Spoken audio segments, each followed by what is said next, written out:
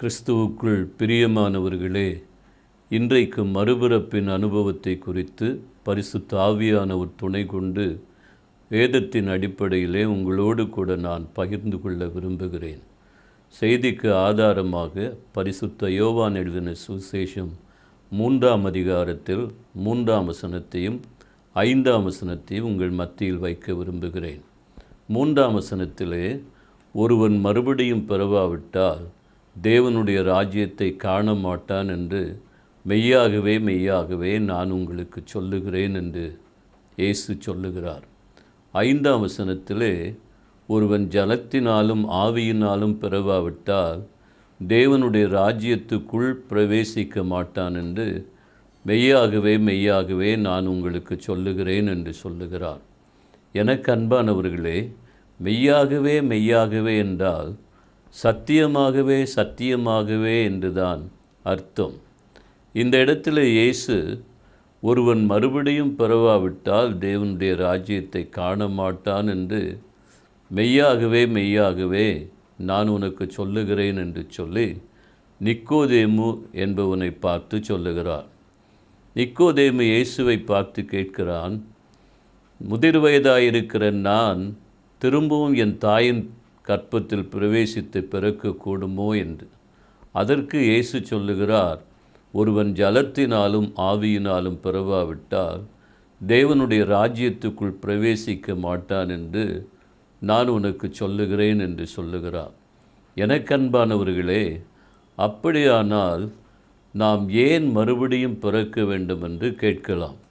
இந்த 2 வசனங்களையும் நாம் பார்க்கும்போது, ஒருவன் மறுபடியும் பிறவாவிட்டால் தேவனுடைய ராஜ்யத்தை காணவும் மாட்டான், அந்த ராஜ்யத்துக்குள் பிரவேசிக்கவும் மாட்டான் என்று மெய்யாகவே மெய்யாகவே என்றால் சத்தியமாகவே சத்தியமாகவே நான் உனக்கு சொல்லுகிறேன் என்று இயேசு சொல்லுகிறார்.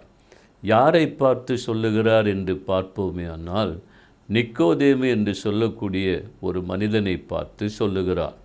இந்த நிக்கோதேமு யார் என்று சொல்லி நாம் வேதத்திலே பார்க்கும்போது, இந்த நிக்கோதேமு ஒரு யூதன் என்று சொல்லி பார்க்கிறோம். யூதன் என்று சொன்னால் ஒரு பிரத்யேகமான குலம், ஒரு சந்ததி என்று சொல்லி நாம் பார்க்கிறோம். ஏனென்றால் வேதம் சொல்லுகிறது, இந்த உலகத்துக்கு ரட்சிப்பு யூதர்களின் மூலமாய் வருகிறது என்று சொல்லி. அந்த யூத குலத்திலே பிறந்தவன் தான் இந்த நிக்கோதேமு என்று சொல்லக்கூடியவன். அவனை பார்த்து இயேசு சொல்லுகிறார், நிக்கோதேமுவே, நீ எந்த ஜாதியில் பிறந்திருந்தாலும் அந்த சந்ததி உன்னை ரட்சிக்கப் போகிறதில்லை. நீ மனம் திரும்பி மறுபடியும் பிறந்தால்தான் தேவனுடைய ராஜ்யத்தை காண முடியும், அந்த ராஜ்யத்துக்குள் பிரவேசிக்க முடியும் என்று சொல்லுகிறார்.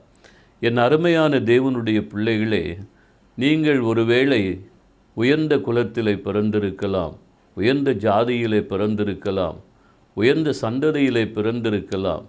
இந்த குலமோ ஜாதியோ சந்ததியோ உங்களை ரட்சிக்கப் போகிறதில்லை. நீங்கள் மனம் திரும்பி மறுபடியும் பிறக்க வேண்டும் என்று இயேசு இங்கே திட்டவட்டமாக சொல்லுகிறார். அடுத்து இவனை குறித்து பார்க்கும்போது, இவன் ஒரு பரிசேயன் என்று சொல்லி பார்க்கிறோம். பரிசேயன் என்று சொன்னால் சன்மார்க்கமான ஒரு வாழ்க்கை வாழுகிறவன் என்று சொல்லி பார்க்கிறோம். வேதத்தை பார்க்கும்போது ஒரு ஆயக்காரனும் பரிசேயனும் தேவாலயத்துக்கு சென்றார்கள். இந்த ஆயக்காரன் தன் தலையை வானத்துக்கு நேராக ஏறெடுக்க துணியாமல் தன் தலையை தாழ்த்தி மார்பிலை அடித்து கொண்டு, பாவியாகி என் மீது கிருபையாயிரும் என்று சொல்லி இரக்கத்துக்காக கெஞ்சுகிறதை பார்க்கிறோம். அதே நேரத்தில் அந்த பரிசேயன், ஆண்டவரே, நான் உபவாசம் பண்ணுகிறேன், நான் ஜெபம் பண்ணுகிறேன், நான் தசம பாகம் கொடுக்கிறேன், நான் எந்த பாவத்தையும் செய்யவில்லை, இந்த ஆயக்காரனை போலும் அல்ல என்று சொல்லி தன் சுயநீதியை பெருமைப்படுத்தி இந்த இடத்திலே ஜெபிக்கிறதை பார்க்கிறோம். தேவன் அந்த ஆயக்காரனுடைய ஜெபத்தை கேட்டார், இந்த பரிசேயனுடைய ஜெபத்தை கேட்கவில்லை என்று சொல்லி பார்க்கிறோம். என் அருமையான தேவனுடைய பிள்ளைகளே, நீங்கள் ஒருவேளை இந்த பரிசேயனைப் போல ஒரு சன்மார்க்கமான ஜீவியம் வாழலாம். நான் வேதம் வாசிக்கிறேன், நான் ஜெபிக்கிறேன், நான் தசமபாகம் கொடுக்கிறேன், ஒழுங்காக ஆலயத்துக்கு செல்லுகிறேன், குடிக்கவில்லை, எந்த பாவத்தையும் செய்யவில்லை என்று சொல்லி உங்கள் சுயநீதியை பெருமைப்படுத்தி சொல்லலாம். இந்த சுயநீதி உங்களை ரட்சிக்கப் போவதில்லை. இந்த சன்மார்க்கமான வாழ்க்கை உங்களை ரட்சிக்கப் போகிறதில்லை. நீங்கள் மனம் திரும்பி மறுபடியும் பிறந்தால்தான் தேவனுடைய ராஜ்யத்தை காணவும் முடியும், அந்த ராஜ்யத்துக்குள் பிரவேசிக்கவும் முடியும் என்று சொல்லி நாம் பார்க்கிறோம். அடுத்து இவன் ஒரு அதிகாரி என்று சொல்லப்பட்டிருக்கிறது. அதிகாரி என்று சொன்னால் அவன் படித்திருக்கலாம், பட்டம் பெற்றிருக்கலாம், உயர்ந்த உத்தியோகம் பார்க்கலாம், கை நிறைய சம்பாதிக்கலாம், மக்களுடைய மத்தியிலே மதிப்புக்கும் செல்வாக்குக்கும் உரியவனாக இருக்கலாம். அவனை பார்த்து தான் சொல்லுகிறார், நீ மறுபடியும் பிறந்தால்தான் தேவனுடைய ராஜ்யத்தை காண முடியும், அந்த ராஜ்யத்துக்குள் பிரவேசிக்க முடியும் என்று.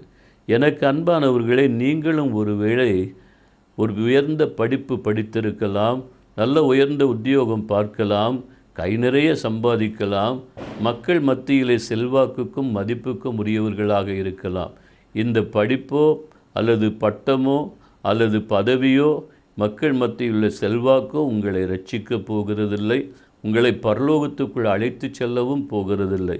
நீங்கள் மனம் திரும்பி மறுபடியும் பிறந்தால்தான் அந்த தேவனுடைய ராஜ்யத்தை காணவும் அந்த ராஜ்யத்துக்குள் பிரவேசிக்க முடியும் என்று திட்டவட்டமாக இயேசு இங்கே சொல்லுகிறார். அடுத்து இவனை குறித்து பார்க்கும்போது, நீ ஒரு போதகனாயிருந்தும் இதை அறியவில்லையோ என்று சொல்லி கேட்கிறார். அப்படியானால் அவன் ஒரு போதகன், வேதத்தை நன்றாக கற்றவன், வேதத்தை நன்றாக புரிந்து கொண்டவன், வேதத்தை போதிக்கிறவன், ஊழியத்தை செய்கிறவன் என்று சொல்லி நாம் பார்க்கிறோம். ஆனால் அவனையும் பார்த்து சொல்லுகிறார், நீ வேதத்தை படித்தாலும் போதித்தாலும் ஊழியம் செய்தாலும் அது உன்னை ரட்சிக்கப் போகிறதில்லை, பரலோகத்துக்குள் அழைத்து செல்லப் போகிறதில்லை. நீ மனம் திரும்பி மறுபடியும் பிறந்தால்தான் தேவனுடைய ராஜ்யத்தை காண முடியும், அந்த ராஜ்யத்துக்குள் பிரவேசிக்க முடியும் என்று திட்டவட்டமாக தேவன் சொல்லுகிறார். எனக்கு அன்பானவர்களே, நீங்களும் நானும் ஒருவேளை கிறிஸ்தவர்கள், விசுவாசிகள், பரிசுத்தவான்கள், ஊழியர்கள் என்று சொல்லலாம். இது நம்மை ரட்சிக்கப் போகிறதும் இல்லை, பரலோகத்துக்குள் அழைத்து செல்லப் போகிறதும் இல்லை. நீங்களும் நானும் மனம் திரும்பி மறுபடியும் பிறந்தால்தான் தேவனுடைய ராஜ்யத்தை காணவும் முடியும், அந்த ராஜ்யத்துக்குள் பிரவேசிக்கவும் முடியும் என்று திட்டவட்டமாக இயேசு கிறிஸ்து சொல்லுகிறார். எனக்கு அன்பானவர்களே, வேதத்தின்படி நாம் பார்க்கும்போது ஒரு மனிதனுக்கு 3 இறப்புகள் உண்டு, 2 பிறப்புகள் உண்டு என்று சொல்லி நாம் பார்க்கிறோம்.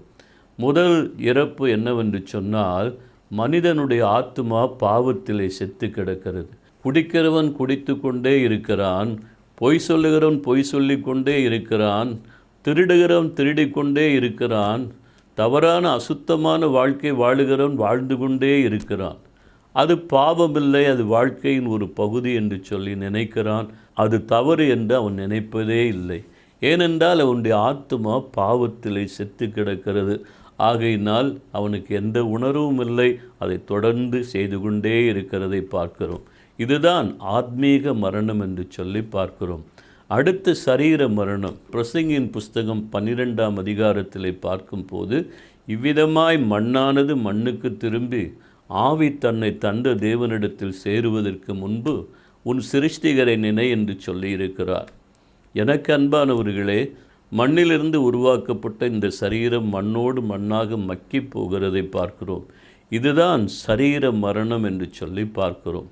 3வது மரணம் நித்திய மரணம் என்று சொல்லி பார்க்கிறோம்.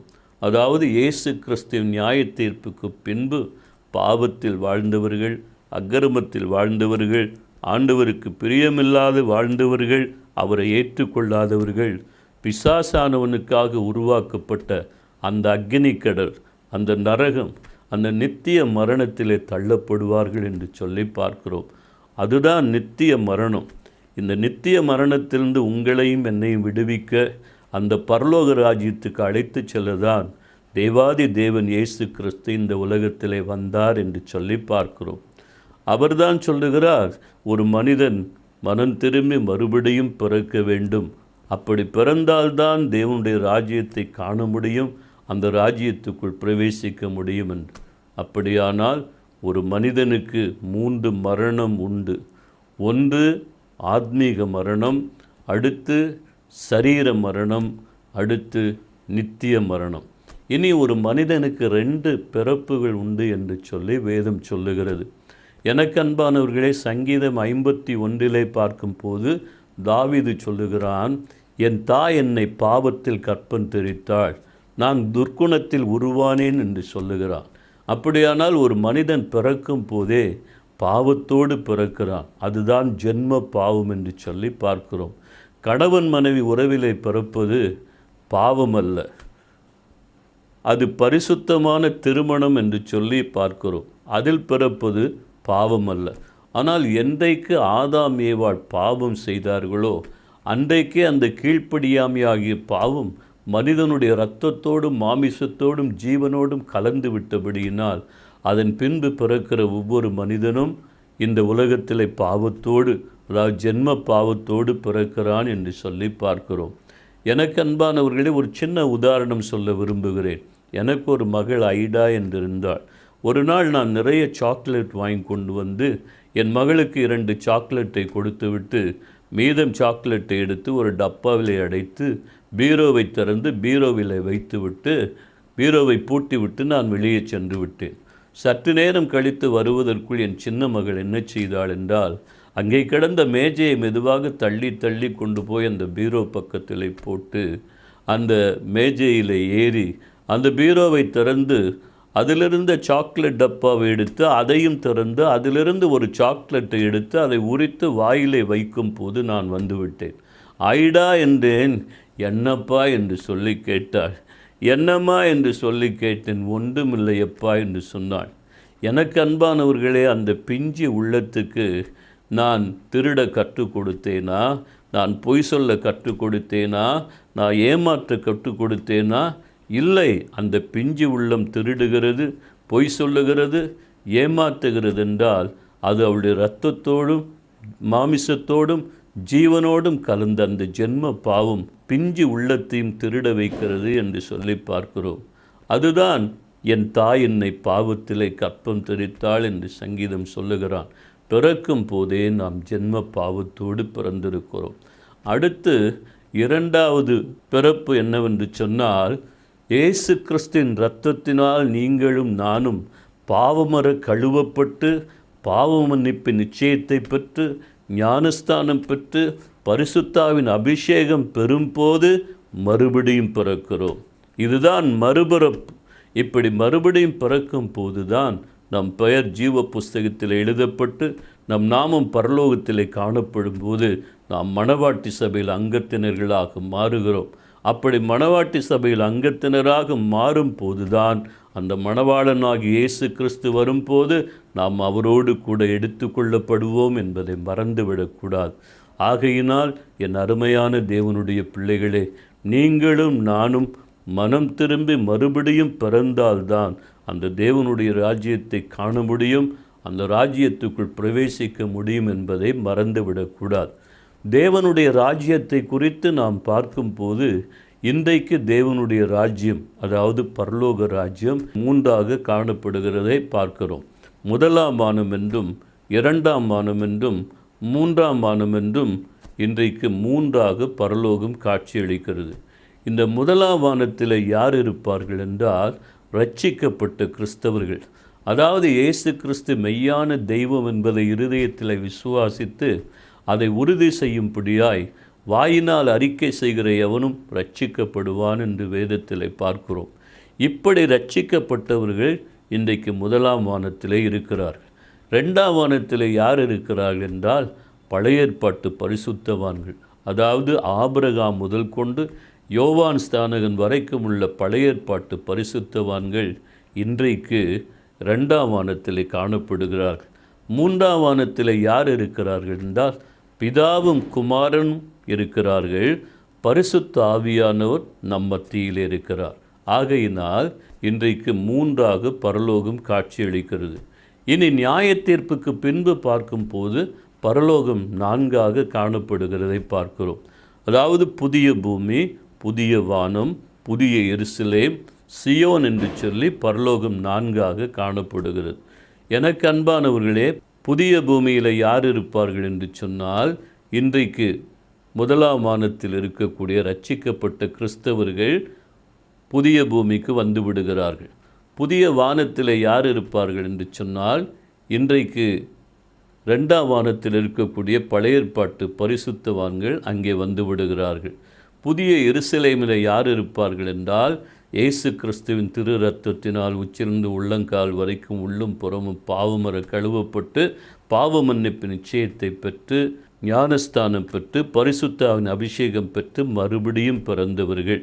அவர்கள் பெயர்கள் ஜீவ புஸ்தகத்தில் எழுதப்பட்டு அவர்கள் நாமங்கள் பரலோகத்தில் காணப்படுகிறதாகவும் மணவாட்டி சபையில் அங்கத்தினராக இருக்கிறவர்கள் உலகத்திலே பாடுகள், துன்பங்கள், உபத்திரவங்கள், இழப்புகள், நிந்தைகள், அவமானங்களுக்கு மத்தியிலும் பரிசுத்தத்துக்கு மேல் பரிசுத்தம் அடைந்து பூரணப்பட்டு வருகிற அந்த பரிசுத்தவான்கள் புதிய எருசலேமில் இருப்பார்கள். சியோனில் யார் இருப்பார்கள் என்றால், பிதா, குமாரன், பரிசுத்த ஆவியானவர் அங்கே இருப்பார்கள். எனக்கு அன்பானவர்களை, நீங்களும் நானும் அந்த புதிய எருசலேமுக்கு போக வேண்டுமானால் மனம் திரும்பி மறுபடியும் பிறக்க வேண்டும் என்று சொல்லி தேவன் விரும்புகிறார். எனக்கு அன்பானவர்களே, இனி மறுபிறப்பு என்றால் என்ன என்பதை குறித்து நான் உங்களோடு கூட பகிர்ந்து கொள்ள விரும்புகிறேன். மறுபிறப்புக்கு ஒரு சின்ன உதாரணம் என்னவென்றால், வண்ணாத்தி பூச்சியை நீங்கள் பார்த்திருப்பீர்கள்.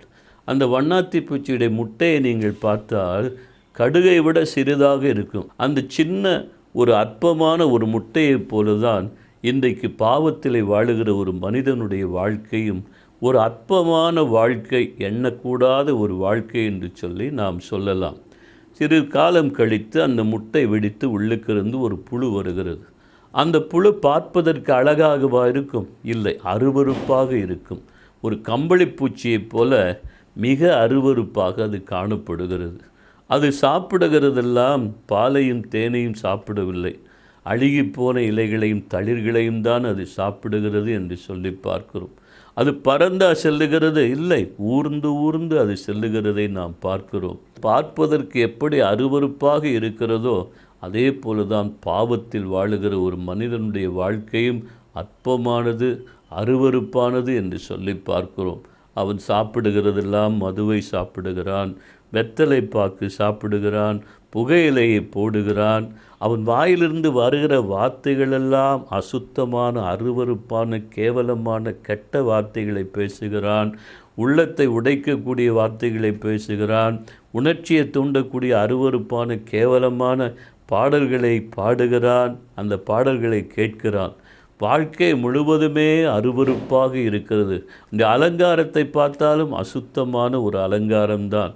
எனக்கு அன்பானவர்களே, அதே போல தான் இந்த புழு எப்படி பார்ப்பதற்கு அருவருப்பாக காணப்படுகிறதோ அதே போல் பாவத்தில் வாழுகிற ஒரு மனிதனுடைய வாழ்க்கையும் அருவருப்பும் அசுத்தமான ஒரு வாழ்க்கையாக அது காணப்படுகிறது. இப்படிப்பட்ட புழு ஒரு நாள் தன்னை சுற்றிலும் ஒரு கூட்டை கட்டி கொண்டு அந்த கூட்டுக்குள்ளே அமைதியாக இருக்கிறதை பார்க்கிறோம். இதுதான் கூட்டுப்புழு என்று சொல்லி பார்க்கிறோம். இந்த கூட்டுக்குள்ளே இருக்கும் போது தான் அந்த புழுவுக்கு ரெக்கை முளைக்கிறது, துதிக்கை முளைக்கிறது, வண்ண வண்ண கலர்கள் உண்டாகிறது. இப்படி ஒரு மாற்றம் காணப்படுவதை பார்க்கிறோம்.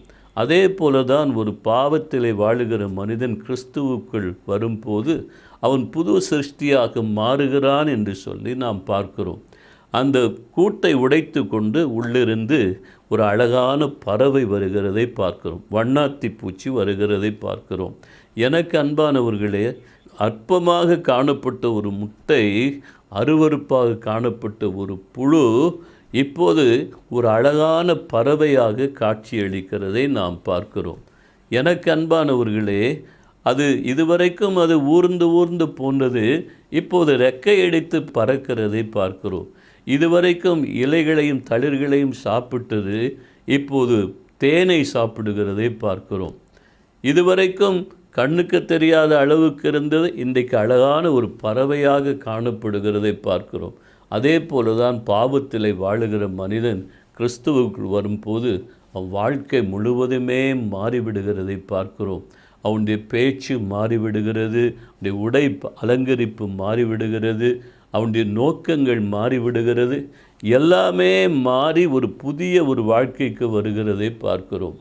எனக்கு அன்பானவர்களே, என்னுடைய வாழ்க்கையை எடுத்துக்கொண்டால், ஆண்டவரை ஏற்றுக்கொள்வதற்கு முன்பு நான் கல்லூரியில் படிக்கும்போது சாயங்காலம் 6:30 மணிக்கு ஒரு தியேட்டரில் நின்று கொண்டிருப்பேன் வாசலில். ஞாயிற்றுக்கிழமை ஆலயத்துக்கு வராமல் 9 மணிக்கு போய் சினிமா தியேட்டரில் நிற்பேன், அல்லது ஒரு டிவியில் உட்கார்ந்து படம் பார்த்து கொண்டிருப்பேன். எனக்கு அன்பானவர்களே, அன்று நின்ற இடம் ஒரு சினிமா தியேட்டர். இன்றைக்கு என் ஆண்டவன் சமூகத்தில் நிற்கிறேன்.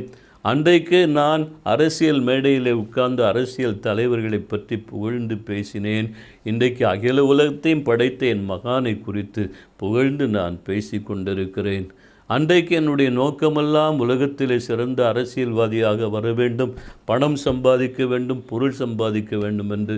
இன்றைக்கு அந்த எண்ணங்களெல்லாம் மாறி என் இயேசு கிறிஸ்துவுக்காக சாகும் வரைக்கும் உண்மையோடு வாழ வேண்டும், அவர் என்னிலே வளர வேண்டும், நான் அவரிலே சிறுக வேண்டும் என்று சொல்லி என் ஆண்டவரை பற்றி நான் பேசி கொண்டிருக்கிறேன். என் நோக்கம் மாறிவிட்டது, என் சிந்தனை மாறிவிட்டது, என் பேச்சு மாறிவிட்டது, என் வாழ்க்கை மாறிவிட்டதை பார்க்கிறோம். இதுதான் ஒரு மறுபிறப்பின் அனுபவம் என்று சொல்லி பார்க்கிறோம். இப்படி ஒரு மனிதன் மறுபடியும் பிறவாவிட்டால் தேவனுடைய ராஜ்யத்தை காணவோ அந்த ராஜ்யத்துக்குள் பிரவேசிக்கவோ முடியாது என்பதை நீங்கள் மறந்துவிடக்கூடாது. இனி நாம் மறுபடியும் பிறந்திருக்கிறோமா பிறக்கவில்லையா என்பதை குறித்து வேதத்தின் அடிப்படையிலே நாம் பார்க்க போகிறோம். மறுபடியும் பிறந்தவனுடைய பண்புகளை குறித்து நான் உங்களோடு கூட நான் பகிர்ந்து கொள்ள விரும்புகிறேன். எனக்கு அன்பானவர்களை, முதலாவது நாம் பார்க்கும்போது 1 யோவான் 3:9 பார்க்கும்போது, மறுபடியும் பிறந்தவன் பாவம் செய்ய மாட்டான், நீதி செய்வான் என்று சொல்லி எழுதப்பட்டிருக்கிறது. எனக்கு அன்பானவர்களே, நீங்களும் நானும் மனம் திரும்பி மறுபடியும் பிறந்து விட்டால் பாவம் செய்ய மாட்டோம், நாம் நீதி செய்வோம் என்று சொல்லி வேதம் சொல்லுகிறது. எனக்கு அன்பானவர்களை, பாவம் செய்யாமல் இந்த உலகத்தில் வாழ முடியுமா என்று சொல்லி நீங்கள் கேட்கலாம். பாவம் செய்யாமல் இந்த உலகத்தில் வாழ்வது கஷ்டம். 100க்கு 100 நாம் பரிசுத்த பவுலை போல இயேசு கிறிஸ்துவோடு வாழ்ந்தால்தான் நாம் அந்த அளவுக்கு சொல்ல முடியுமே தவிர மற்றபடி நம்மால் சொல்ல முடியாது. ஆனால் பாவத்தில் விழலாம் மறுபடியும் பிறந்தவன், விழுந்தால் அந்த பாவத்தில் நிலை நிற்க மாட்டான் என்று சொல்லி நாம் பார்க்கிறோம். விழுந்தவுடனே பரிசுத்த ஆவியானோர் பாவத்தை குறித்தும் நீதியை குறித்தும் நியாய தீர்ப்பை குறித்து கண்டித்து உணர்த்தியவுடனே அவன் அந்த பாவத்தை அறிக்கை செய்து விட்டுவிட்டு ஆண்டவருடைய கரத்தை பிடித்து கொண்டு தொடர்ந்து நடப்பான் என்று சொல்லி பார்க்கிறோம். ஒரு உதாரணமாக, நான் தான் உங்களுக்கு பிரசங்கம் பண்ண வருகிறேன் என்று வைத்து கொள்ளுங்களேன். மழை பெய்து கொண்டிருக்கிறது.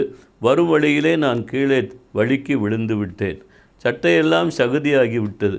அந்த இடத்துல உட்கார்ந்து கொண்டு ஐயோ நான் விழுந்துட்டேன்னு சொல்லிக்கிட்டே இருந்தால் நான் இந்த இடத்துக்கு வந்து உங்களுக்கு பிரசங்கம் பண்ண முடியாது. விழுந்துட்டேன், எழும்பி கை காலெல்லாம் உதறிட்டு தொடச்சிட்டு நான் மறுபடியும் வந்தால் தான் உங்களுக்கு பிரசங்கம் பண்ண முடியும். அதே போல தான் பாவத்தில் விழுந்தால் ஆவியானவர் சுட்டி காட்டினோன்னு அந்த பாவத்தை அறிக்கை செய்து விட்டுட்டு திரும்ப அவரோட கரம் பிடிச்சு நடத்தும். இன்னொரு உதாரணம் சொல்லப்போனால், நான் சினிமாவே பார்க்க மாட்டேன்னு தீர்மானம் பண்ணியிருக்கலாம். திடீர்னு ஒரு தியேட்டரில் ஒரு நல்ல படம் வருது, ஒரு கிறிஸ்தவ படமே வருதுன்னு வச்சுக்கோங்களேன். அப்போ என் ஃப்ரெண்டு வந்து சொல்கிறான், தியேட்டரில் ஒரு நல்ல படம் வந்திருக்குடா, எல்லாரும் போய் பார்க்குறாங்க, வாடா அப்படி. இப்போ நான் சொல்கிறேன், நான் ஆண்டவரை ஏற்றுக்கொண்டவன்டா, நான் சினிமா பார்க்க மாட்டேன்னு தீர்மானம் பண்ணியிருக்கேன், அதனால் நான் வரமாட்டேன், என்னை தொந்தரவுப்படுத்தாதுன்னு சொல்கிறேன். அவன் சொல்கிறான், இல்லைடா இது ஒரு கிறிஸ்தவ படம், ஆபாச காட்சி ஒன்றுமே கிடையாதுடா, நீ அதனால் வந்து பார்க்குறதுல ஒரு தப்பு இல்லை. இல்லைடா நான் நல்ல படமோ கிறிஸ்தவ படமோ அது ஆபாச காட்சி இல்லையோ அதை பற்றி கவலை இல்லை, நான் வரமாட்டேன்னு தீர்மானம் பண்ணியிருக்கேன் தியேட்டருக்கே, அதனால் தயவுசெய்து என்னை கூப்பிடாதுன்னு சொல்கிறேன். அவன் மறுபடியும் சொல்கிறான், நீ டிக்கெட் எடுக்க வேண்டாடா, நான் டிக்கெட் எடுக்கிறேன், நீ அது காசை பற்றி கவலைப்படாதுன்னு சொல்லி டிக்கெட் எடுத்துகிட்டு வந்து வாடான்னு கட்டாயப்படுத்துகிறான். நான் வர முடியாதுங்க. ஒரு தடவை படம் பார்த்தா தப்பு இல்லைடா, ஆண்டவர் சொல்லியிருக்கா 7-70 முறை மன்னின்னு சொல்லியிருக்கா, அதனால் ஒரு தடவை தப்பு செய்தால் அதை மன்னிக்க மாட்டாரா, நீ வாடான்னு சொல்லி என்னை கட்டாயப்படுத்தி இழுத்துட்டு போயிடுறான். நான் ஒரு படம் பார்த்த உடனே என் மனசாட்சி சொல்லுது, ஒரு படம் பார்த்தாலும் தப்பு தாண்டா, 2 படம் பார்த்தாலும் தப்பு தாண்டா, 10 படம் பார்த்தாலும் தப்பு தாண்டா, ஒரேடியாக 4-5 படத்தை பார்த்துட்டு ஒரேடியாக மன்னிப்பு வெட்டிக்கலான்னு சொல்லி மடமடன்னு ஒரு 10 படத்தை பார்த்துட்டு அதுக்கப்புறம் நான் மனம் திரும்பணும்னு நினச்சி மன்னிப்பு கேட்கணும்னு நினச்சா என் மனசாட்சி மழுங்கி போயிடுச்சுன்னா அதுக்கப்புறம் மன்னிப்பு கேட்குறதுக்கு மனசே வராது. ஒரு படம் பார்த்த உடனே தவறுன்னு ஆவியானவர் சுட்டி காட்டின உடனே அதை அறிக்கை செய்து விட்டுட்டு ஆண்டவர் கரத்தை பிடிச்சி நடந்தால் நான் நிலைச்சிருப்பேன். இல்லைன்னா நான் பாவத்திலே தான் இருக்க வேண்டியது. அதே போல் தான் சில பெண்களை பாருங்கள், சுறுசுறுப்பான பெண்கள் வேலைக்கு போயிட்டு வந்தால் வீட்டில் இருக்க பாத்திரத்தை நல்லா உள்ளும் புறமும் கழுவி அதுக்கப்புறம் தண்ணி ஊற்றி சோறு பொங்குவாங்க. சில சோம்பேறி பெண்களை பார்த்திங்கன்னா வேலைக்கு போயிட்டு வந்து கஷ்டப்பட்டு வரும்போது பானைக்குள்ளே தண்ணியை ஊற்றி கையை ஊற்றி இப்படி அலசி கொட்டிட்டு அரிசியை போட்டு தண்ணியை ஊற்றி சோறை பொங்கிடுவாங்க. இப்படி 10 நாள் வெளியே கழுவாமலே சோறை பொங்கிக்கிட்டு இருக்காங்கன்னு வச்சுக்கோங்களேன். ஒரு நாள் திடீர்னு பொண்ணு பார்க்க வராங்க வீட்டுக்கு. சரி, வாரவங்க முன்னால் உட்காந்து பேசினா பரவாயில்ல, ஒருவேளை அடுப்பாங்கரைக்கு வந்து பார்த்தாங்கன்னா 10 நாள் கழுவாத பானையை பார்த்தா நம்ம வள்ளல் தெரிஞ்சு போமேன்னு சொல்லி 10 நாள் விளக்காத பானை எடுத்து கறி போகணுன்னு தேயின்னு தேய்ச்சா அந்த பானை ஓட்டை தான் விழுந்துருங்க. அதே போல் அன்னன்னைக்கு நம்ம இருதயத்தை கழுவி சுத்தமாக வச்சுக்கிட்டா நம்ம நிலைச்சிருப்போம். நம் மறுபடியும் பிறந்தவன் பாவம் செய்ய மாட்டான். பாவம் செய்தால் அந்த பாவத்தை அறிக்கை செய்து ஆண்டவருடைய கரத்தை பிடிச்சிட்டு நடப்போம். ஒரு பன்னிக்குட்டி எடுத்துக்குங்களேன். அந்த பன்னிக்குட்டியை நல்லா ஒரு லக்ஸ் போட்டு தேயின்னு தேய்ச்சி குளிப்பாட்டி அதுக்கு ஒரு பாட்டில் சென்ட்டை ஊற்றி ஒரு டின் பவுடரை போட்டு அதுக்கு ஒரு அழகான வெல்வெட் சட்டையும் தச்சு போட்டு அதுக்கு பாலும் பழமும் கொடுத்து ஒரு அழகான தொட்டில் கட்டி அதில் போட்டு தூங்கு கண்ணே தூங்குன்னு தாளாட்டி தூங்க வைக்கிறோன்னு வச்சுக்கோங்களேன். திடீர்னு யாரோ கதவை தட்டுறாங்க. யார் கதவு தட்டுறான்னு திறந்து பார்த்துட்டு வந்துடுவோன்னு சொல்லி போய் திறந்து பார்த்துட்டு வந்தால் தொட்டில் எம்டியர். தொட்டிலில் பன்னிக்குட்டியை காணலை. அந்த பன்னிக்குட்டி தொட்டிலை விட்டு இறங்கி கடகடன்னு ஓடி போய் பின்னால் கிடந்து சாக்கடையில் பொத்துன்னு விழுந்து அப்படியே புரண்டிட்டு கிடக்கு. அது என்ன சொல்லுது? உன் தொட்டிலும் வேண்டா, உன் பாலும் வேண்டா, பழமும் வேண்டா, உன் சென்ட்டு வேண்டா, உன் பவுட்ரு வேண்டா, எனக்கு ஒன்றுமே வேணாம்.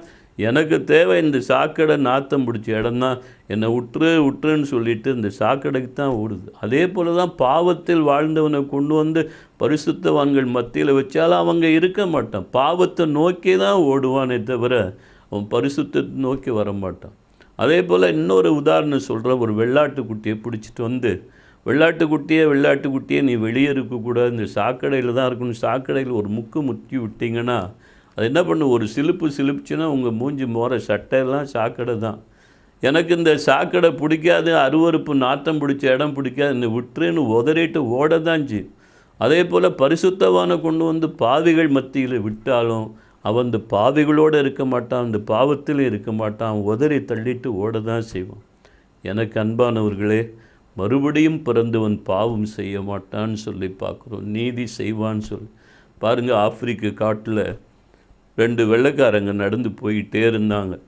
அப்போ அங்கே ஒரு நீக்ரோ உட்காந்து ஒரு பைபிளை படிச்சுக்கிட்டு இருந்தான். அது பார்த்த உடனே இவங்களுக்கு ஒரு ஆச்சரியம். என்னடா கருப்பன் ஒரு நீக்ரோ பைபிளை படிச்சுக்கிட்டு இருக்கானுன்னு சொல்லி கொஞ்ச நேரம் நின்று வேடிக்கை பார்த்தாங்க. அவன் இவங்களை கவனிக்காமல் அவன் பாட்டுக்கு பைபிளை படிச்சுக்கிட்டே இருந்தோடனே இவங்க அவனை கிண்டல் பண்ண ஆரம்பித்தான். கொஞ்ச நேரம் பொறுத்து பார்த்தான். அதுக்கு மேலே அவனால் பொறுக்க முடியல. அவனை பார்த்து சொன்னான், டேய், கையில் வச்சுருக்க வேத புத்தகம் அன்பை பற்றி பேசுகிறது, அதனால் உன்னை உயிரோடு வைக்கிறேன். இந்த பைபிளை மட்டும் நான் படிக்கலைன்னா இதுக்குள்ளே நீங்கள் 2 பேரும் என் வாயில் இருப்பீங்க, ஓடுறா அப்படின்னு விரட்டி விட்டான். பார்த்தீங்களா? பழைய காலத்து வாழ்க்கை, அவன் மாமிசத்தை சாப்பிடுவோம், மனிதனை சாப்பிடுவோம். இன்றைக்கு இயேசுவை ஏற்றுக்கொண்ட பிறகு அவன் வாழ்க்கை கம்ப்ளீட்டாக மாறிட்டு. பார்த்தீங்களா? இதான் மறுபடியும் பிறந்தவனுடைய வாழ்க்கை. மறுபடியும் பிறந்தவன் பாவம் செய்ய மாட்டான். பாவம் செய்தால் அந்த பாவத்தை அறிக்கை செய்து ஆண்டவரோடு அவன் கரம் பிடித்து நடப்பான். 2வது பார்க்கும்போது 1 யோவான் 3:9 பார்க்கும்போது மறுபடியும் பிறந்தவன் தரித்திருப்பான் சொல்லி போட்டிருக்கு. தரித்திருப்பான் என்றால் இயேசு கிறிஸ்துவோடு இணைந்திருப்பான், சேர்ந்திருப்பான் என்று சொல்லி அர்த்தம். எனக்கு அன்பானவர்களே, நீங்கள் வேதத்தை படித்து பார்த்தீங்கன்னா இயேசு கிறிஸ்துவே சொல்லுகிறார், நானும் என் பிதாவும் ஒன்றாக இருக்கிறோம், என்னை கண்டவன் என் பிதாவை கண்டான் என்று சொல்லுகிறார்.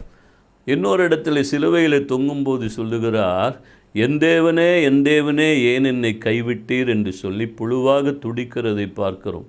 ஒரு சணப்பொழுது கூட அவரால் பிதாவை பிரிந்து இருக்க முடியவில்லை. ஆகையினால் தான் அவர் கதறுகிறதை பார்க்கிறோம்.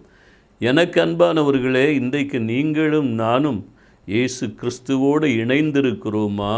இல்லை அவரை விட்டு உலகத்தின் ஆசா பாசங்கள் சிற்றின்பங்களுக்காக அவரை பிரிந்து வாழ்கிறோமா என்று சொல்லி நினைத்து பார்க்க வேண்டும்.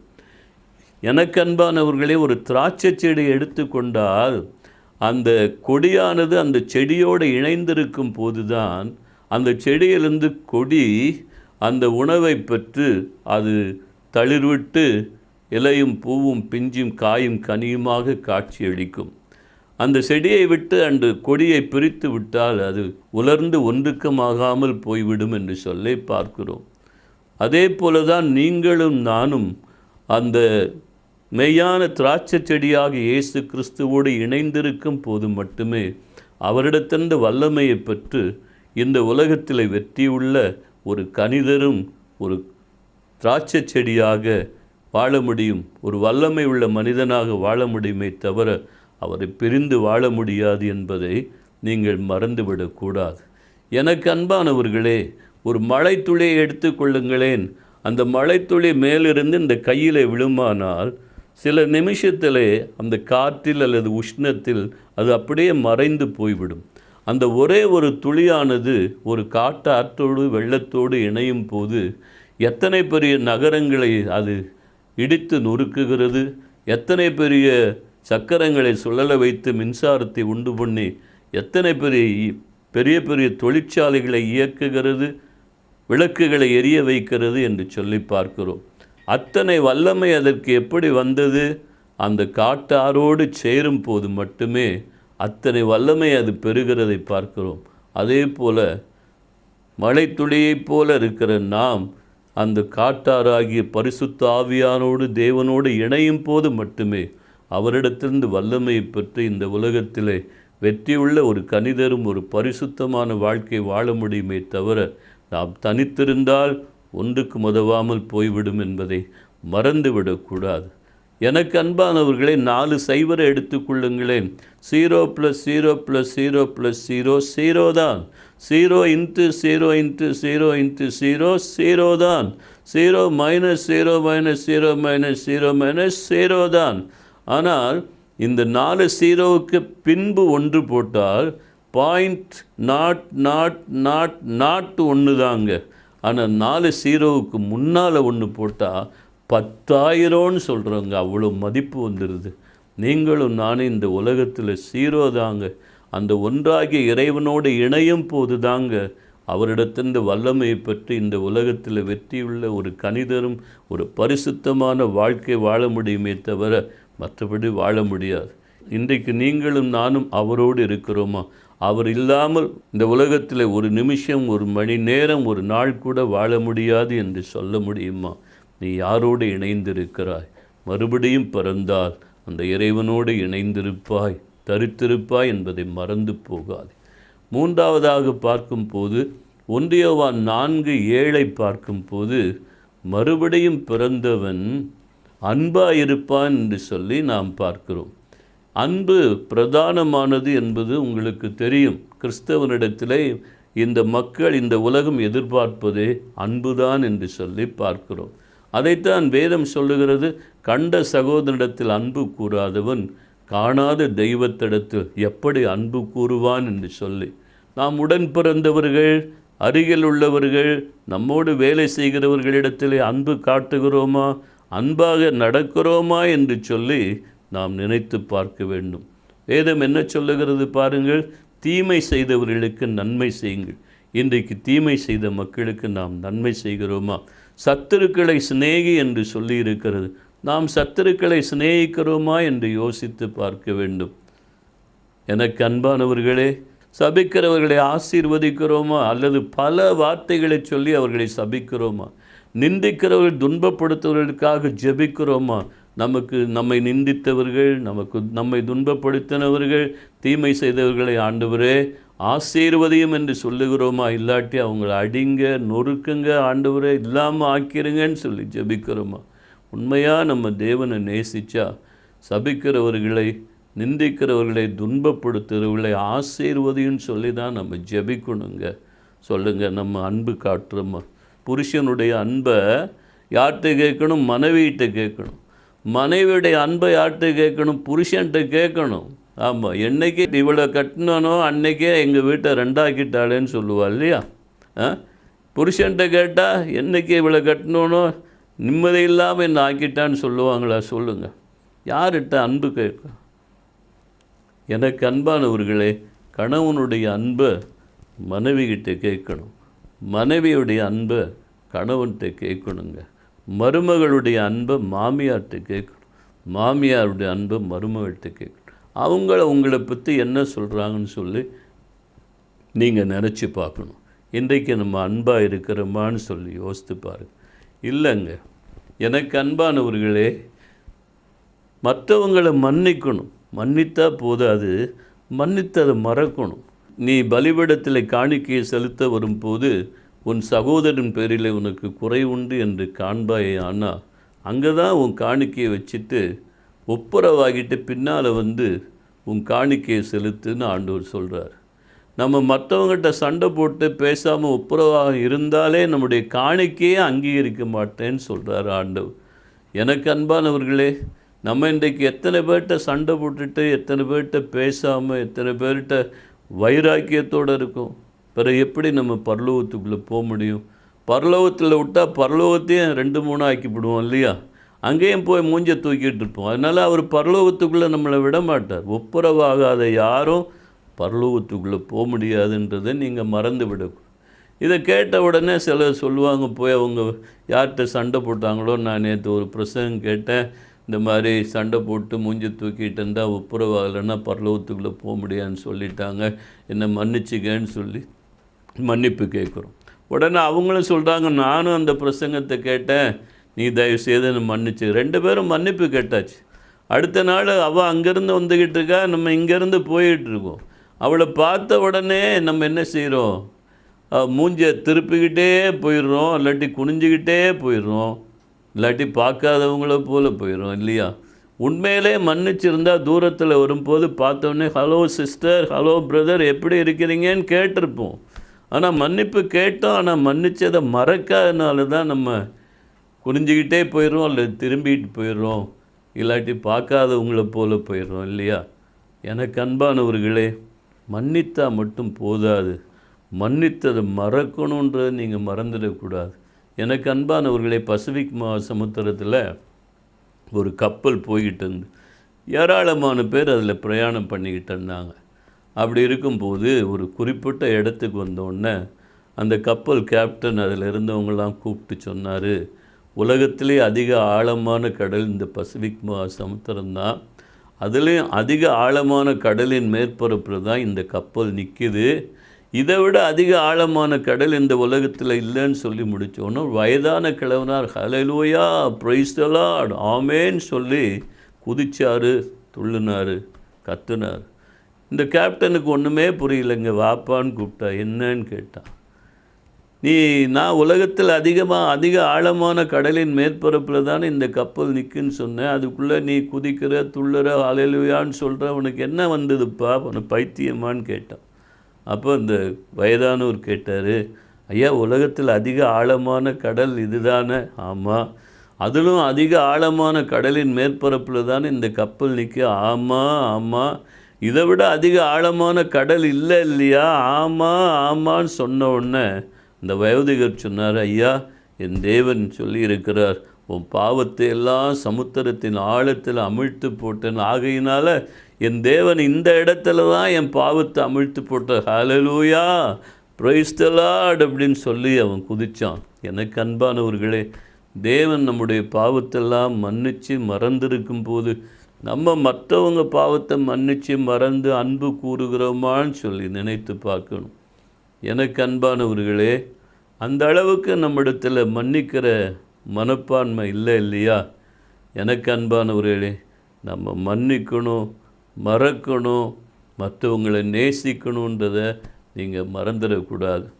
மறுபடியும் பிறந்தவன் அன்பாக இருப்பான்னு சொல்லி பார்க்குறோம். வேதத்தை நீங்கள் படித்து பார்த்தீங்கன்னா உங்களுக்கு தெரியும். யோசேப்பு அவங்க அண்ணன்மாரெல்லாம் சொப்பனக்காரன் அவனை கேலி பண்ணுறாங்க, பரிகாசம் பண்ணுறாங்க.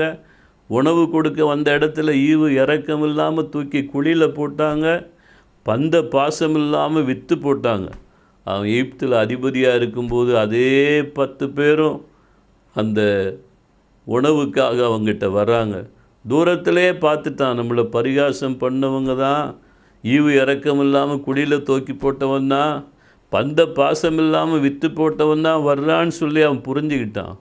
அவன் நினச்சிருந்தா அவங்கள சிறையில் அடைச்சி சித்திரவதை பண்ணி அவங்கள பட்டினி போட்டு கொன்று இருக்கலாம். ஆனால் அவன் அதுக்கு இல்லாமல் அவங்கள கட்டி பிடிச்சி முத்தம் கொடுத்து, உங்களையும் உங்கள் குடும்பத்தையும் பஞ்சகாலம் தீரும் வரைக்கும் நான் காப்பாற்றுவேன்னு சொல்லி அவங்கள காப்பாற்றினான்னு சொல்லி பார்க்கணும். அதான் சத்துருக்களை சிநேகிக்கிறது, சபிக்கிறவர்களை ஆசீர்வதிக்க, தீமை செய்தவங்களுக்கு நன்மை செய்கிறது. இன்றைக்கு நாம் அந்த அளவுக்கு மற்றவரிடத்தில் அன்பு கூறுகிறோமா, மன்னிக்கிறோமா, மறக்கிறோமான்னு நினச்சி பார்க்கணும். மறுபடியும் பிறந்தவன் அன்பாக இருப்பான்னு சொல்லி பார்க்குறோம். அடுத்து நாம் பார்க்கும்போது, எனக்கு அன்பானவர்களே, மறுபடியும் பிறந்தவன் விசுவாசிப்பான்னு சொல்லி பார்க்குறோம். இன்றைக்கு விசுவாசம் நம்மகிட்ட இருக்கான்னு சொல்லி நம்ம எண்ணி பார்க்கணும். வேதம் திட்டவட்டமாக சொல்லுது, விசுவாசம் இல்லாமல் தேவனுக்கு பிரியமாக இருப்பது கூடாத காரியம். எனக்கு அன்பானவர்களே, விசுவாசமே உலகத்தை ஜெயிக்கிற ஜெயம் என்று சொல்லி பார்க்குறோம். இன்றைக்கு நாம் தேவன் பேரில் விசுவாசம் வச்சுருக்கோமா அப்படின்னு யோசித்து பார்க்கணும். நீங்கள் வேதத்தை படித்து பார்த்தீங்கன்னா, ஆபிரகாம் உங்களுக்கு தெரியும். இந்த ஆபிரகாமுக்கு குழந்தையே இல்லை. இப்போ தேவன் சொன்னார், நான் காண்பிக்கும் தேசத்துக்கு நீ போ, நான் உன்னை பலுகி பெருக பண்ணுவேன்னு சொன்னார். அவன் குழந்தை கிடையாது, ஆனால் நம்பினா விசுவாசித்தான், புறப்பட்டு போனான். 100 வயதில் அவனுக்கு ஒரு அழகான ஆண் குழந்தை ஈசாக்கு கொடுத்தார். செல்வமும் சீரும் சிறப்புமாக வளர்த்தான். ஒரு நாள் திடீர்னு தேவன் சொன்னார், ஆபிரகாமே, உன் ஏக சுதனாகிய ஈசாக்கை மோரியா மலையில் போய் எனக்காக பலி செலுத்துன்னு சொன்னார். ஐயா, 100 வயதில் ஒரு பையனை கொடுத்தேரே, அவனை போய் இப்போ பலியிடுன்னு சொல்லுகிற, இதுதான் அன்பா இரக்கமான்னு சொல்லி அவன் ஒரு வார்த்தை ஆண்டவர்கிட்ட கேட்டானா? இல்லை. அவன் உடனே அவருடைய வார்த்தை கீழ்ப்படிஞ்சு மகனை கூட்டிகிட்டு போகிறான். மகன் கேட்குறான், அப்பா ஆட்டுக்குட்டி எங்கேப்பான்னு. அது தேவன் பார்த்து கொள்வாருப்பான்னு சொல்கிறான். அங்கே போய் வேலைக்காரனை பார்த்து சொல்கிறான், நீ இங்கேயே இருப்பா மலை அடிவாரத்தில், நானும் பிள்ளையாண்டனும் போய் தேவனுக்கு பலி செலுத்திட்டு திரும்பி வருவோன்னு சொல்கிறான். பார்த்து பலி செலுத்த போகிறான். ஆனால் அவன் சொல்கிறான், நாங்கள் பலி செலுத்திட்டு திரும்பி வருவோன்னு சொல்லிட்டு போனான். அங்கே பலிபீடத்தை கட்டினா, கட்டைகளெல்லாம் கிடத்தினா, மகன் கையங்காலும் கட்டினா, பலிபீடத்தில் கிடத்தினா. கையை ஓங்கும் போது ஆண்டவர் நிறுத்துன்னு சொன்னார். நிறுத்தினா. அதே வேளையில் புதர்குள்ளே சிக்கி ஒரு கதர் ஆட்டுக்குட்டியின் குரல் கேட்டது. அதை கொண்டு வந்து பலி செலுத்தினா. ஆண்டவர் சொன்னபடியே அவனுடைய சந்ததியை கடற்கரை மணலைப் போலும் வானத்து நட்சத்திரங்களைப் போலும் பலுகி பெருக பண்ணான்னு சொல்லி பார்க்குறோம். ஏன் அந்த அளவுக்கு அவன் பண்ணான்னு சொன்னால், வானமும் பூமியும் ஒழிந்து போனாலும் என் வார்த்தை ஒரு உறுப்பாய்கள் ஒழிந்து போவதில்லைன்னு தேவன் திட்டவட்டமாக சொல்லியிருக்கார். அவர் பொய்யுரையாத தேவன் என்பது அவனுக்கு தெரியும். அவர் சொன்ன வாக்கு மாற மாட்டார்ன்ற தெரியும். அதனால்தான் அவன் சொல்கிறான், நான் பலி செலுத்திட்டு திரும்பி வருவோன்னு சொன்னான். அதே போல் திரும்பி வந்தான். அதான் அவன் விசுவாசியின் தந்தை என்று சொல்லி அழைக்கப்படுறதை நம்ம பார்க்குறோம். எனக்கு அன்பானவர்களே, அதே போல் நீங்கள் வேதத்தில் நிறைய பேருடைய வாழ்க்கையை பார்க்கலாம். யோபு பார்த்தீங்களா? யோபு ஒரே நேரத்தில் அவனுடைய சொத்துக்களெல்லாம், ஆடு மாடுகள் எல்லாத்தையும் அடிச்சிட்டு போயிட்டாங்க.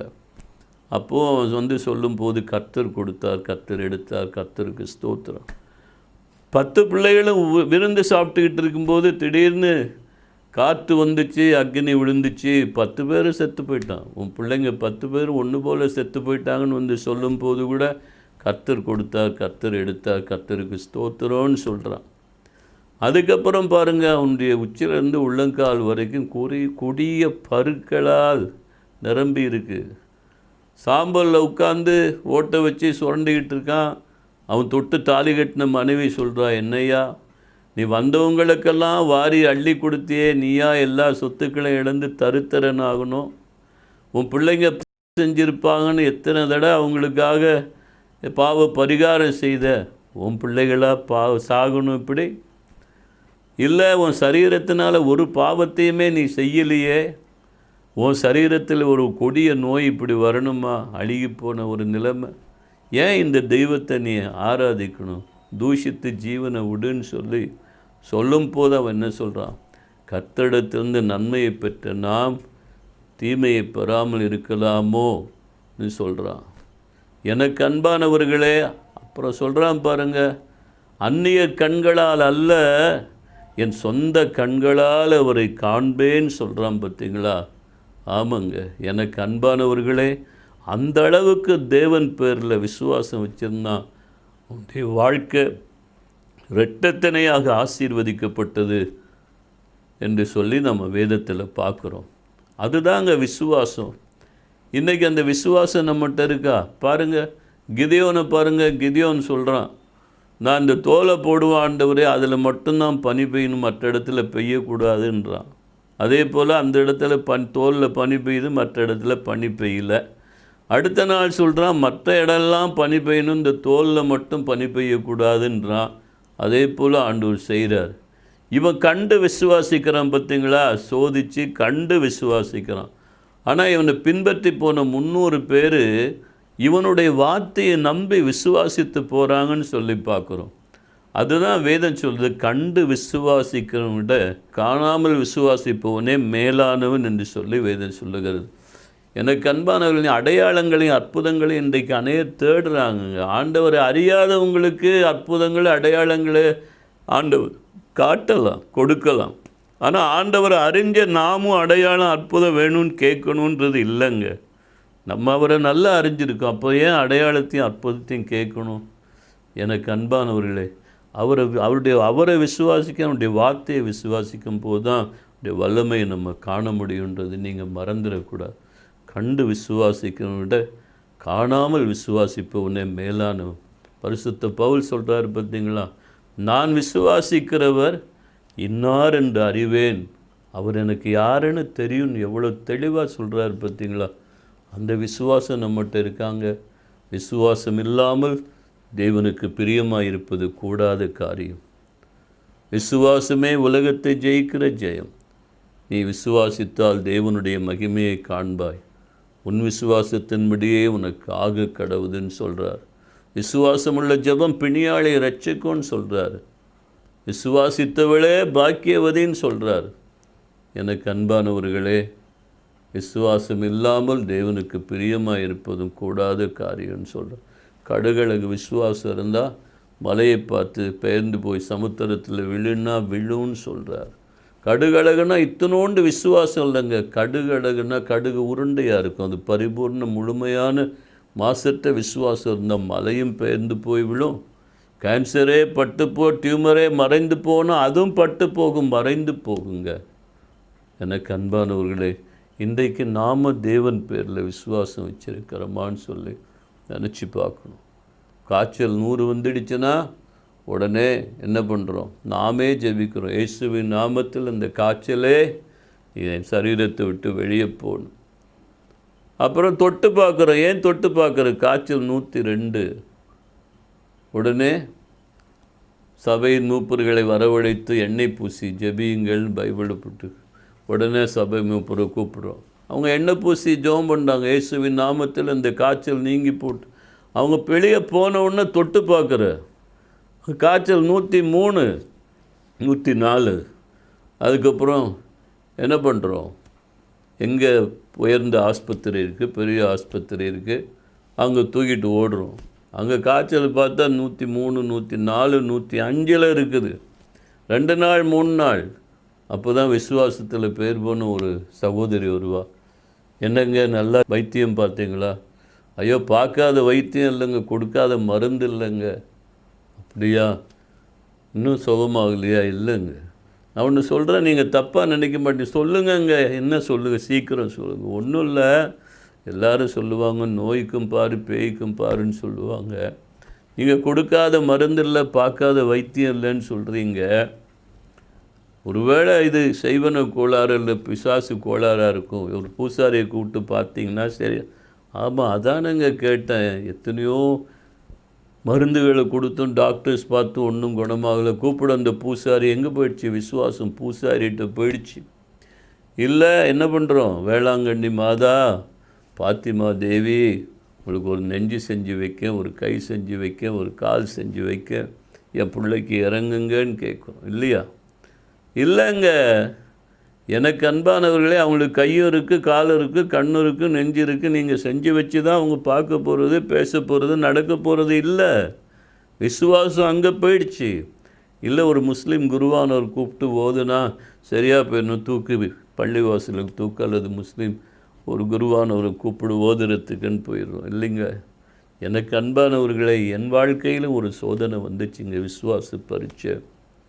எனக்கு அன்பானவர்களை, எனக்கு வெள்ளூர் ஆஸ்பத்திரிக்கு ஒரு 30 வருஷத்துக்கு முன்னால் போயிருக்கும்போது எனக்கு 3வது ஒரு பெண் குழந்தை கொடுத்தா, ஐடான் பேர் வச்சு உங்களுக்காக வளர்ப்பேன்னு 3வது ஒரு பெண் குழந்தை கொடுத்தார்.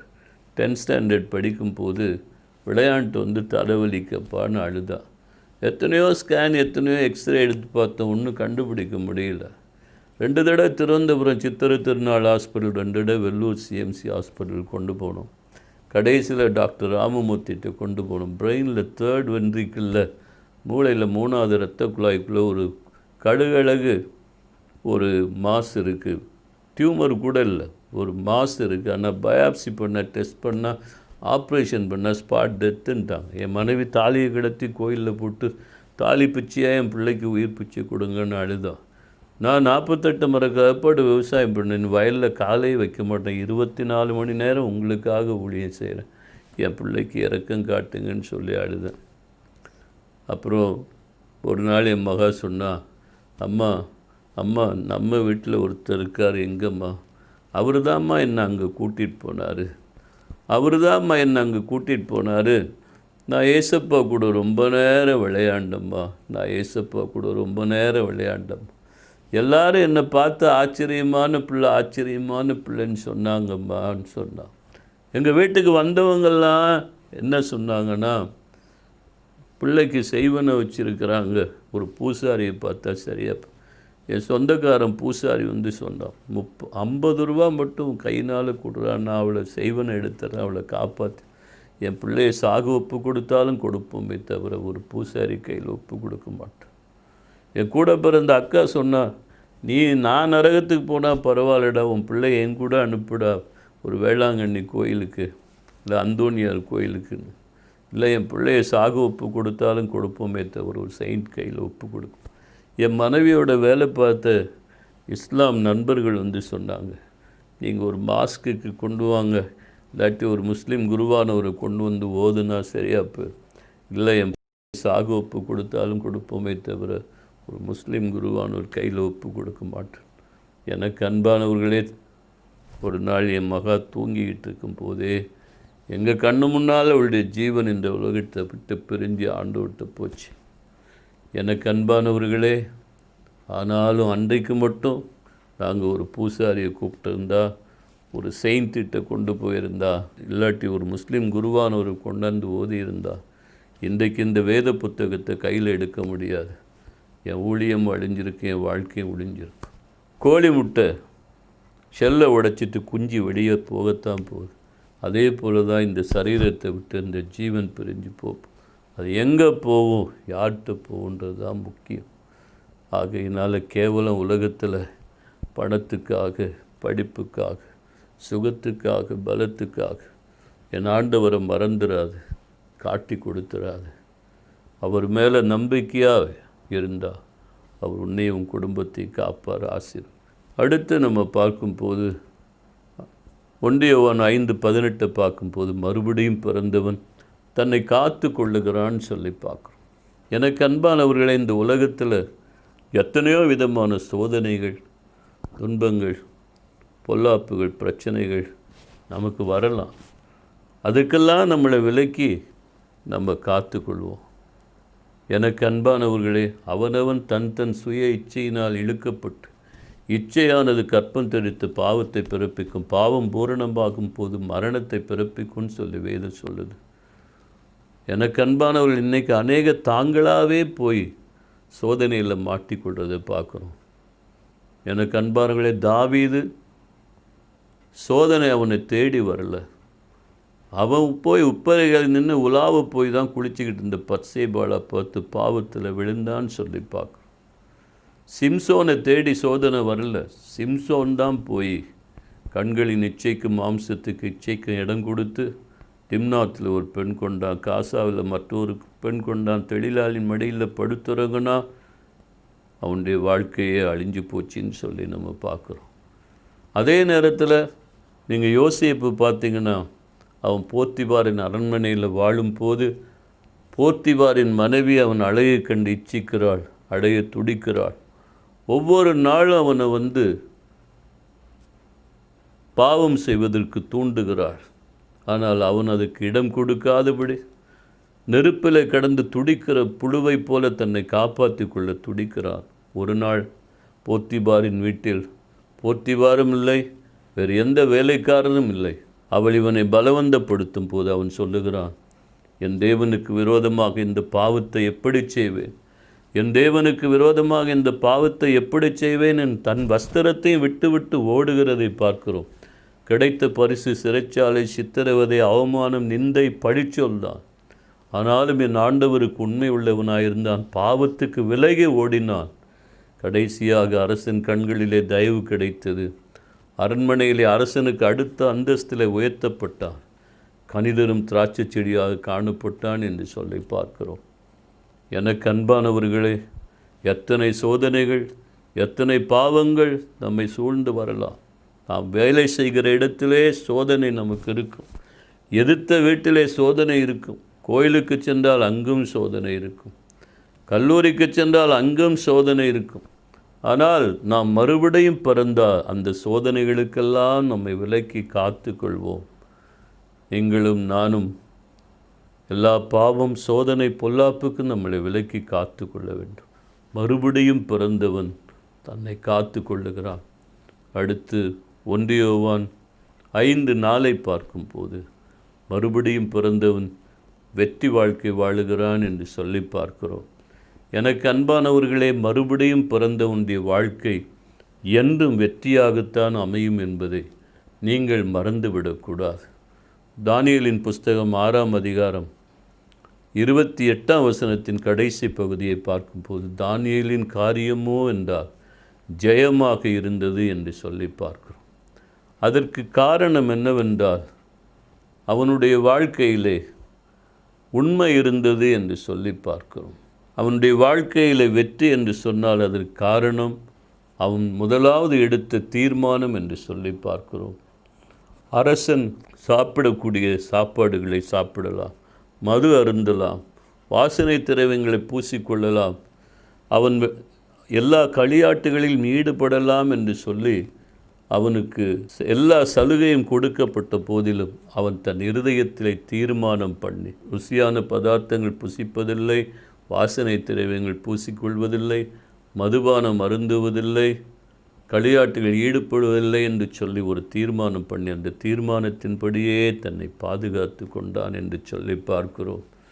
அதே போல் நாமும் ஒரு சரியான தீர்மானத்தை எடுக்க வேண்டும். அப்போதுதான் நம் வாழ்க்கையில் வெற்றியை காண முடியும்.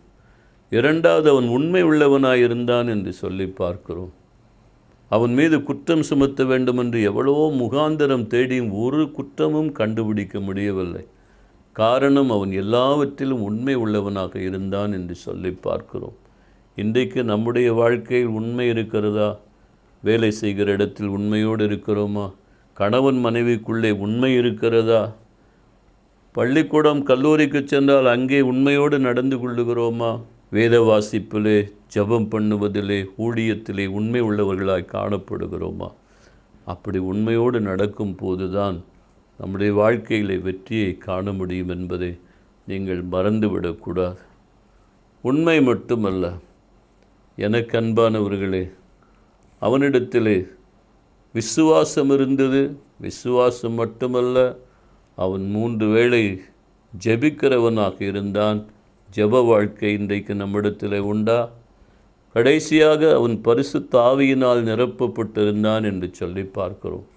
இன்றைக்கு நாம் வெற்றியுள்ள ஒரு வாழ்க்கை வாழ வேண்டுமானால் பரிசுத்த ஆவியின் அபிஷேகத்தை நாம் பெற்றே ஆக வேண்டும். ஏனென்றால் பரிசுத்த ஆவியான உங்களிடத்தில் வரும்போது நீங்கள் பலனடைந்து யூதேயாவிலும் எருசலேமிலும் சமாரியாவிலும் உலகத்தின் கடைசி பரியந்தம் எனக்கு சாட்சிகளாக இருப்பீர்கள் என்று வேதம் சொல்லுகிறது. பரிசுத்த ஆவியானவர் நம்மை பலப்படுத்துகிறார், நம்மை சாட்சியாக நிறுத்துகிறார்.